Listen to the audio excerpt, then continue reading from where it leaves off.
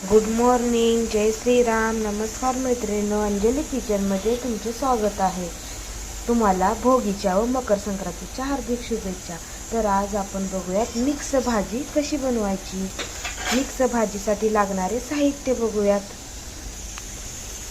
पावट्याचे शेंगा तुम्ही आता भाजून घेत आहे आणि या सर्व प्रकारच्या मिक्स भाज्या आहेत त्या मी पूर्ण स्वच्छ धुवून घेत आहे. यामध्ये फ्लावर, वटाणा, वालाची शेंग, गाजर,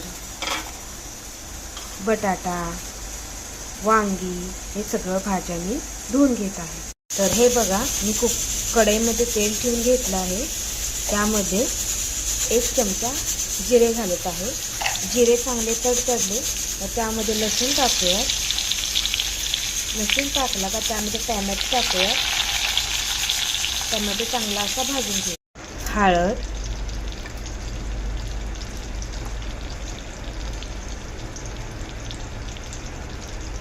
हिंग चिमूटभर, थोडा लाल तिखट म्हणजे गावठी मसालाही टाकून घेऊयात. तुमच्या आवडीनुसार टाका, जसं तुम्हाला तिखट कमी जास्त लागेल त्या पद्धतीने. मी बाजूला आमटी करण्यासाठी कुकर आणि भाताचा कुकर सुद्धा लावला आहे. मीठही मी टाकून घेत आहे मसाल्यामध्ये. आणि ह्या भाज्या किती सुंदर आणि कलर येतोय बघा भाज्यांना. बघा छान अशी मिक्स करून झाली आहे. आता ह्याला आपण वाफेवर शिजवून घेऊया. आणि ही भाजी वाफेवरच शिजवून घ्यायची, ह्याला पाणी घालायचं नाही. चला तर आपण ह्याला एक छानशी वाफ काढून घेऊया. बघूयात चला आपली ही भाजी किती सुंदर शिजलेली आहे. त्यावरती हिरवी कोथिंबीर टाकून घेऊयात. पुन्हा मिक्स करूयात.